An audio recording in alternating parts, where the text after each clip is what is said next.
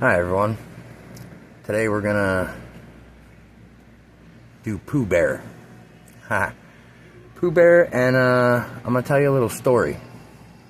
It might be two parts, I'm not sure yet, but I'll try to get into as many details as I can. I don't usually talk while doing this, so this is gonna be a good one. Up in this corner, I got my Cash App. I could really use some help, that's not a lie. Up here, like, share, and subscribe, right? Reason for this: single parenting, rent increase. Things are really tough right now. I started a YouTube channel about 2 weeks ago just to try to, make something happen where I don't have to, struggle so much anymore. But anyways, on with the video. Alright, Pooh Bear, let's do it. I'm watching Snatch in the background. I don't know, Snatch is a great movie. Brad Pitt, Jason Statham, a couple other notables. Really good crime movie. Not for kids at all, that's for sure. But a fun movie overall. Alright, let's get to it. Winnie the Pooh.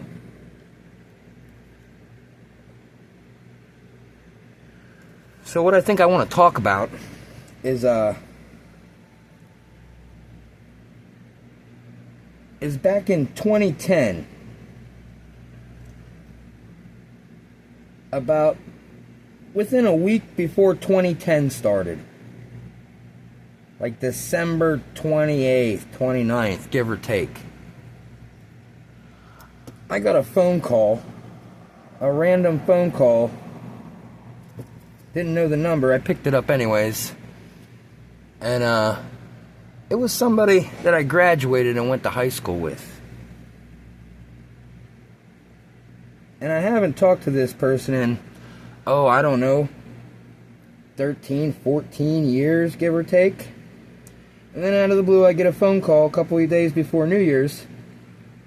And this guy that I used to know real good, like almost best friends in high school, growing up,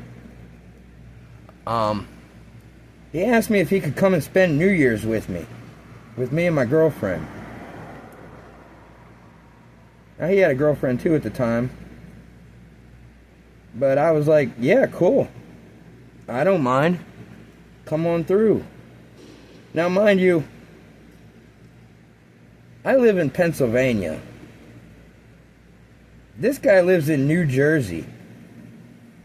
About a 2.5 hour drive to my place. Try to keep that in your head. And so, I told him, sure, that sounds awesome. Stop up, dude. So he did. We had some drinks, good stuff, whatever, fun times, reminiscing, I think we went to a bar to get a couple beers or something and then bring them back.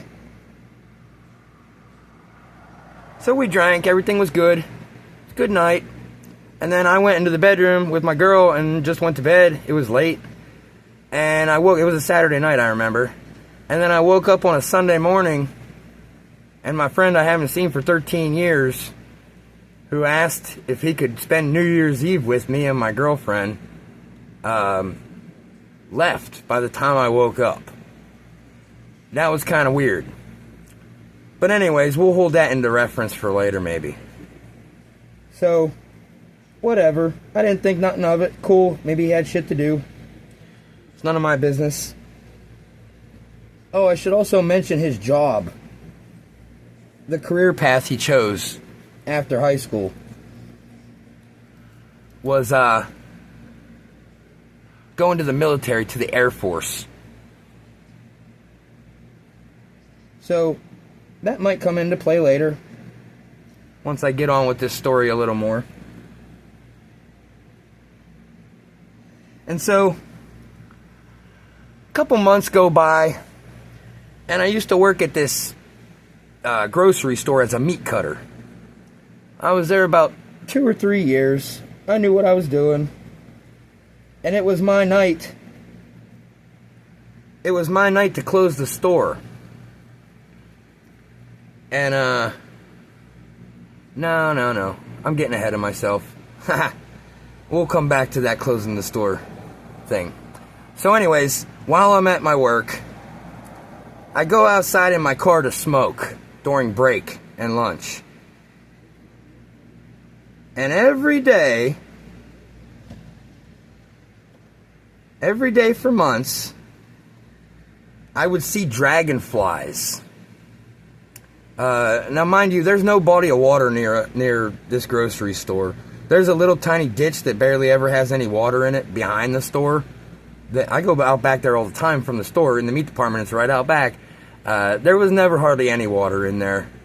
So anyways, I sit in the middle of the parking lot in my car and I smoke some weeds and I smoke cigarettes. And this is back in 2010, mind you. And every day, it was very strange that every day these dragonflies would come around and circle my car like I owed them something.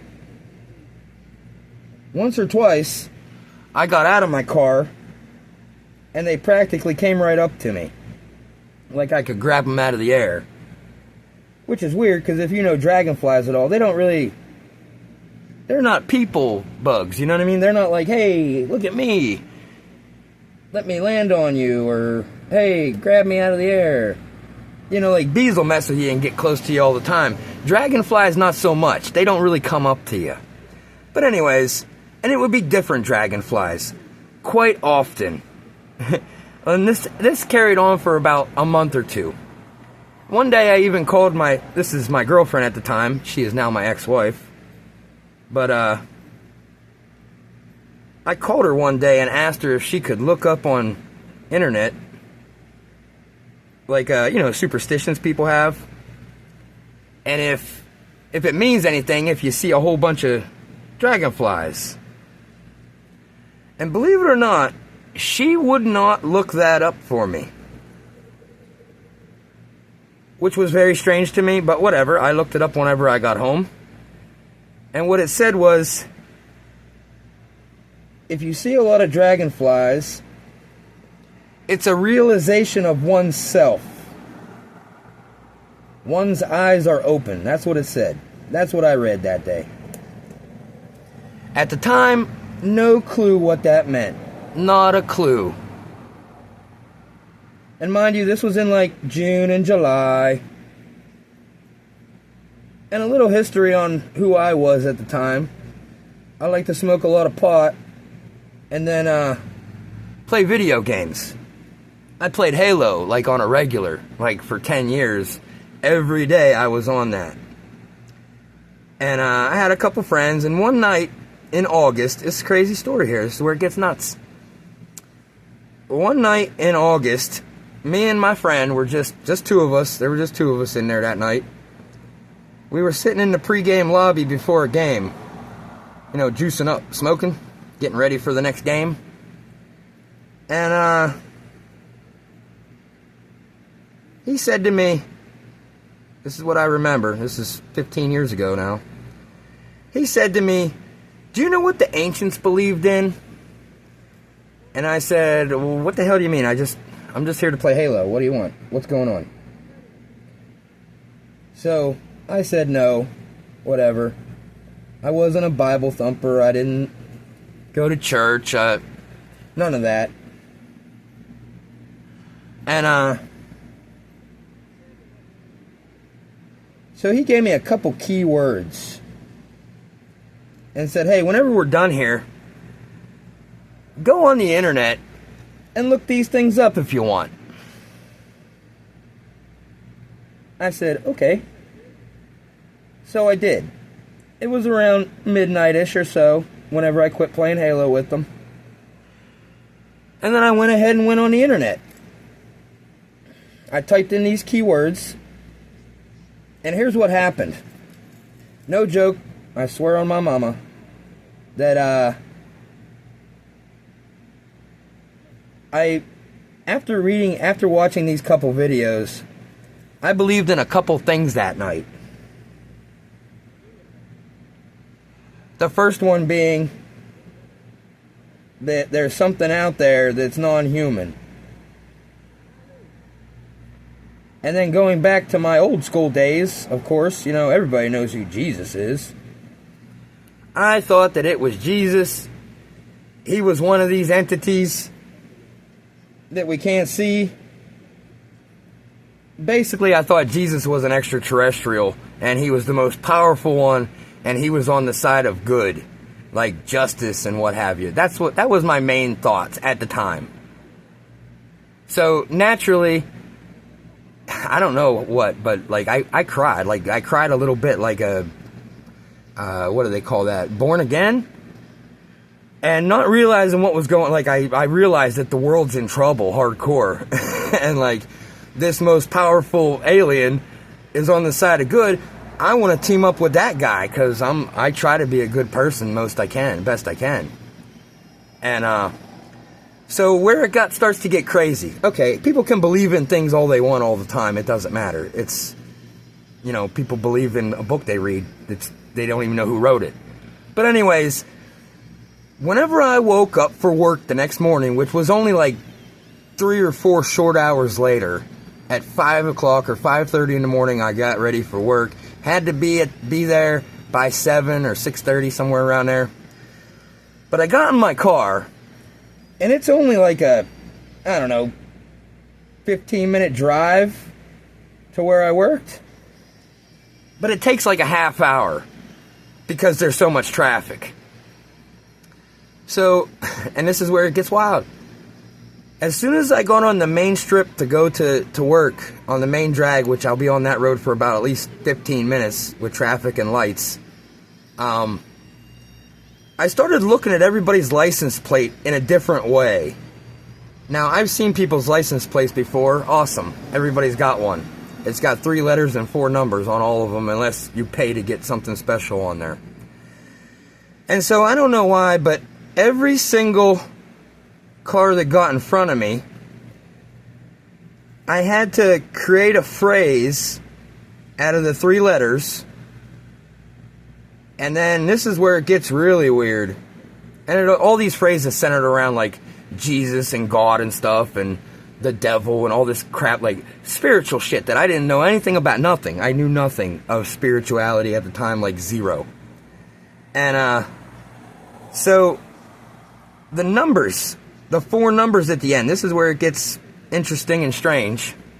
I never did this in my life, but I had to add up all the numbers. I don't know why. And then once I got to a big number, I added those ones up too. And I come to find out that's reducing. That's numerology. Sorta. I mean, letters into numbers is numerology, but numerology, the way you get your numbers is by reducing. Which is adding up all the numbers, and there are no whole numbers. Or no double-digit numbers. It's only 1 through 9. That's it. There's no 10. 10 is just a 1. 11 would be a 2. 12 would be a 3. And that's how reducing works. So, I started reading all these numbers every day. I don't know why, but I started freaking out a little bit about things. And every day I would get home from work, I'd go out and I would smoke. I would smoke and then I'd go for a walk. Smoke some weeds, and then go for a walk. And here's just a couple of the things that I witnessed while walking in this town that I lived in. Now, it was a pretty busy town for the most part, most of the time.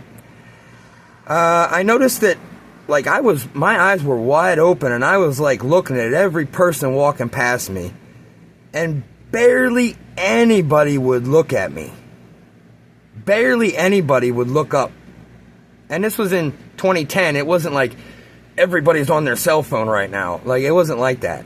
But I even walked on the path where there was tons of people walking back and forth, and it just seemed like nobody would look at me, like I wasn't even there. So, anyways, here's a couple things I saw on my walks. I saw a grown man disappear in the park. I know what I saw. He was there. I followed him for a while. I made a right turn up through the park. He stayed on the little path. I got distracted by a kid screaming. My eyes went and looked where the kid was. My eyes went back to where that guy was because he looked out of place. So I just kept watching him, and swear to God, he disappeared. There's a little creek there. This was an older man. He wasn't going to jump in that creek, and he wasn't going to climb a tree. And if he was hiding behind a tree, good on him. That's just stupid. No, this guy disappeared. Okay, another thing I seen. I seen a helicopter flying in the sky. You know, helicopter noise. It was in the distance. It went a little bit further away, went behind a big tree out in the distance, and turned into an airplane. There was no more helicopter up there. Alright, another thing I've seen on my walks. I was on this trail that goes from one side of the town to the other, and it's paved, and it's got benches and lights and everything, so it's a pretty busy trail where people go hiking and walking every day. And I'm like wide awake to things, and I just, I noticed this elderly couple in front of me. And I noticed that the old man, it was a man and a woman, older, probably in their 60s or 70s. I don't know how old they were. I didn't ask no questions. But I seen them, the old man was carrying his cell phone. It was like a flip phone.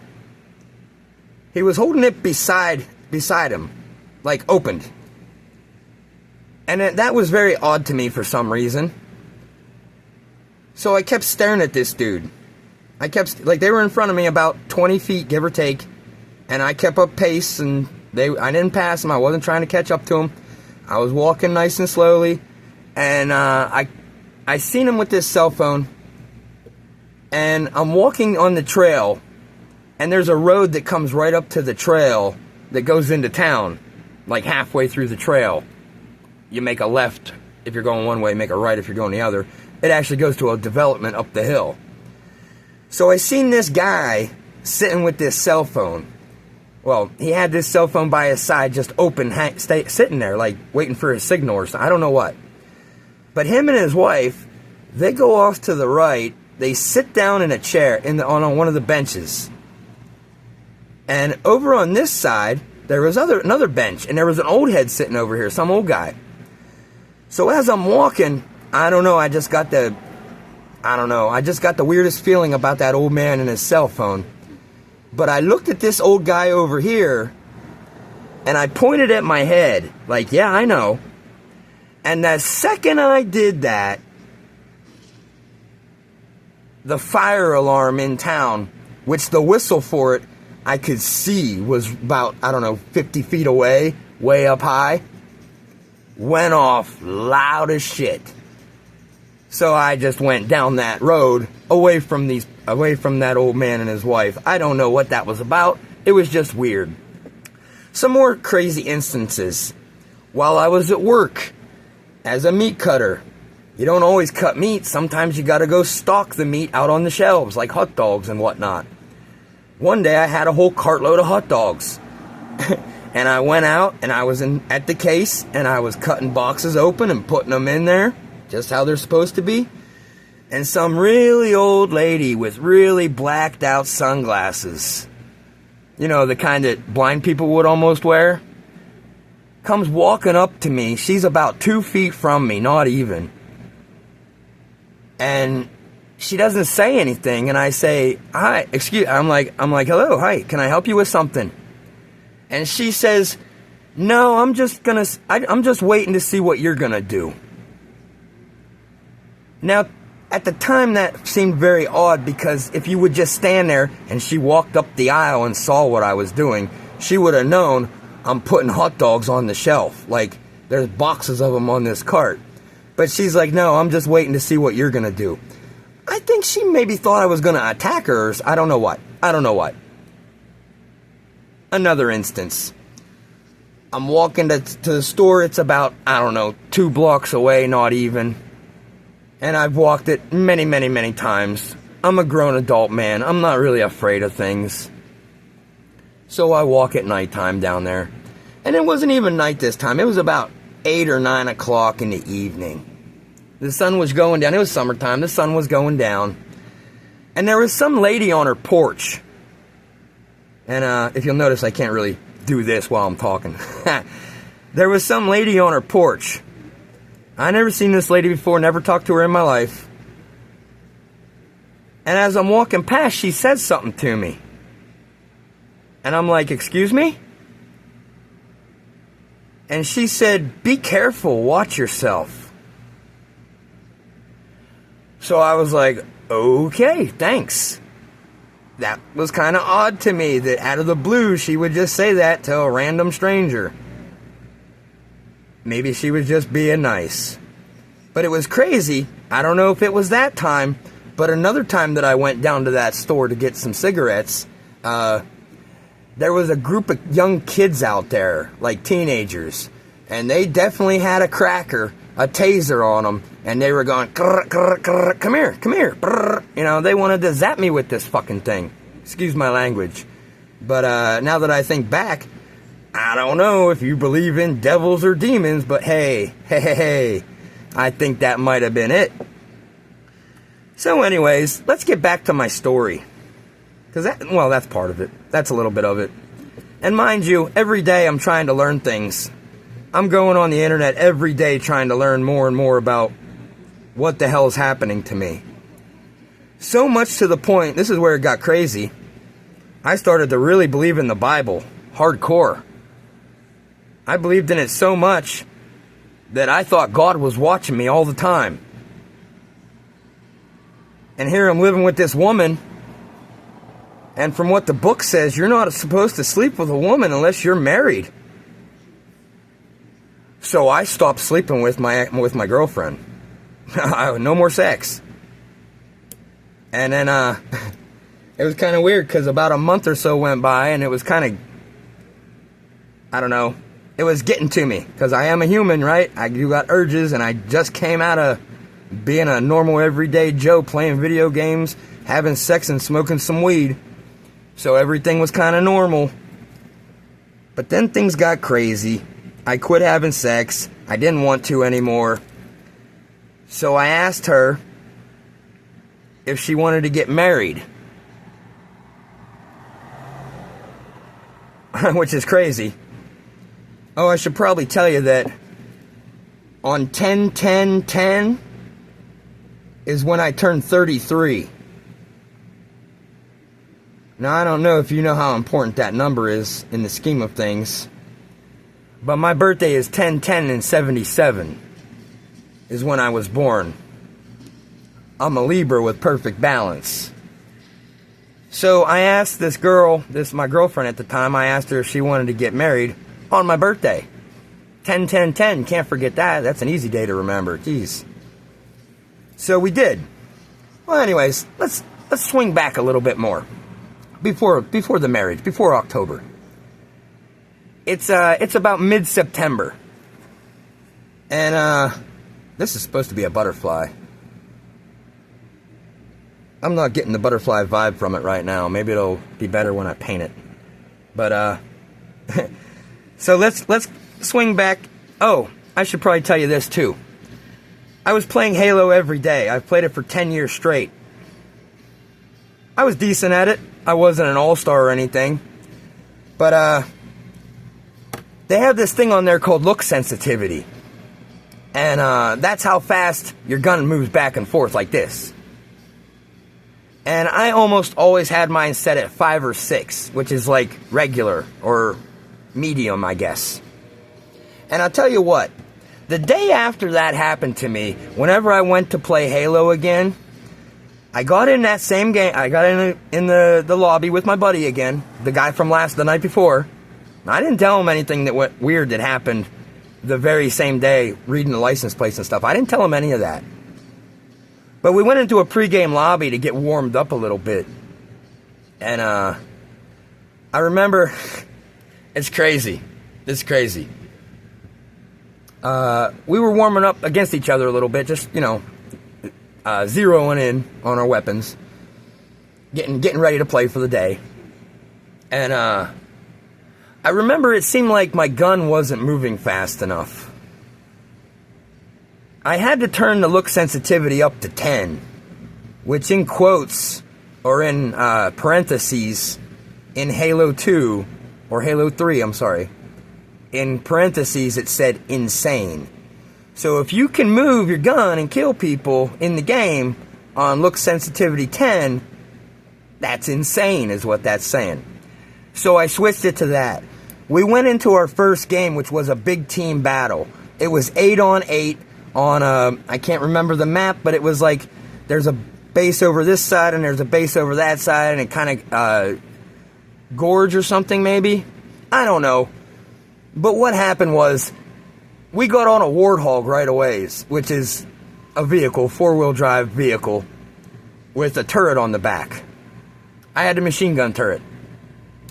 And my friend, like he's a sniper. He don't drive vehicles hardly ever. And I don't like to go in vehicles ever either, because it's kind of, I don't know, it's a shitty kill. It's like too easy. You come at me with your gun, I have this Gauss cannon, or I have a machine gun, 50 cal, slamming bullets at you left and right. And there's just no escape, you usually die. So I don't usually, it's kind of a pussy way to, well, it's kind of like the wuss way of going at it. So I don't usually do that, but this time, for whatever reason, we got in it. And we just started driving around. We were mostly just trying to have fun. And I've been playing Halo for 10 years. Every day, almost religiously. I had all the armor. I had the recon armor in Halo 3. I did all the missions. I had all the skulls. Me and my buddies did everything. And in that particular game, I went 29-0. And it was a perfection untouchable. In the very first game I played, after the night I woke up to something, and then my Halo game started getting exciting a little bit, and I was getting a lot better. My ranks were going up. Like, I was a better player for some reason. And then the devil came for me, apparently. Some young punk said, hey, and this is how gullible I was. He's like, hey, I played a couple games with this kid, cool guy, whatever. He's like, Bungie, that's the creators of the game, Bungie wants you to be a 50. Now, mind you, I was like a 42 or a 43 in Lone Wolves. I couldn't reach any higher because of, I don't want to say cheaters or I don't know. There was just a lot of shadiness that happened whenever you got up into the higher ranks. Like, these people, are they really that good? Or are they modding the game? Or what was another thing called bridging for host? If you had host, you could win just about every game. Like, you move faster and things register faster for you than everybody in the game. So if you pulled host, that was dope. And what they would do long ago was they would bridge Xboxes so that they would pull host. And they knew how to do that. So, I think I'm done drawing on Pooh Bear here. There ain't much to him, really. So anyways, so I got that perfection untouchable, which was amazing. Like I never had that. It never happened for me ever playing Halo in my life. I never had a perfection before that. Now, I was decent, and I would run with my crew, but I died quite a bit. My KD was like 1.13 or something like that. I don't know. Over time, my KD went up, like hardcore, like 1.5, 1.6, maybe even almost close to 7. So anyways, let's get into the Halo thing. So I'm playing Halo religiously just every day now, because I feel like I'm awesome at it. This kid comes and asks me, or tells me that Bungie wants me to be a 50. I remember this was a Saturday, and he wanted my email or whatever, my sign up. He wanted my account. He was going to give me a 50 and then give my account back to me the next day. That didn't fucking happen. Actually, he took my account, which is crazy. I had crazy stats. I had crazy games played on there. He took my account and then never played a game on it. And my little logo, it's a little square that you could create like shapes and stuff and numbers, and that would be on your shoulder of your little Halo guy. Me and my crew, we ran with a white square, like blank white. There was nothing on it. It was pretty dope, actually, because everybody always had something, and we were just blank white. that little fucker who took my account, and this is where it gets strange, I don't know, you tell me. He didn't take my account, I gave it to him, because he needed it more than I do, I guess. Even though he didn't play a single game on it. He changed my white square to a pitchfork. Which was, you know, you want to say God and the devil kind of things? I was in that mode at the time, and that's what this dude changed his thing to, was a pitchfork. Now, that dude didn't know anything about what I was going through in my life at all. But he changed it to a pitchfork. So, anyways, I think I'm going to cut this video off and do a part 2. Because I don't think it's going to save any much more. I'm into a half hour already. I only got Pooh Bear drawn on here. Check out part 2 for the continuation of my story. We'll pick up where I left off of that young man needing my Halo account that I had for 10 years. And I didn't get it back either.